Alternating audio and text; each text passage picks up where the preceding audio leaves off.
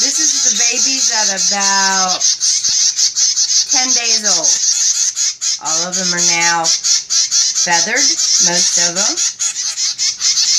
The older ones were pulled here at, he doesn't want anymore. And this one was pulled at hatch. Because nobody wanted to take care of him and they threw him out.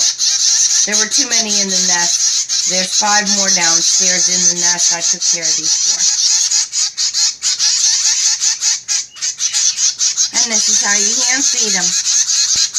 We do it 6 to 7, sometimes 8 times a day when they're hungry. This one's finished. Don't want any more. Nope. Okay. Come on. That's it.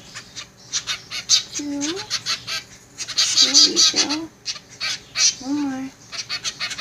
And this is how they are when they're done.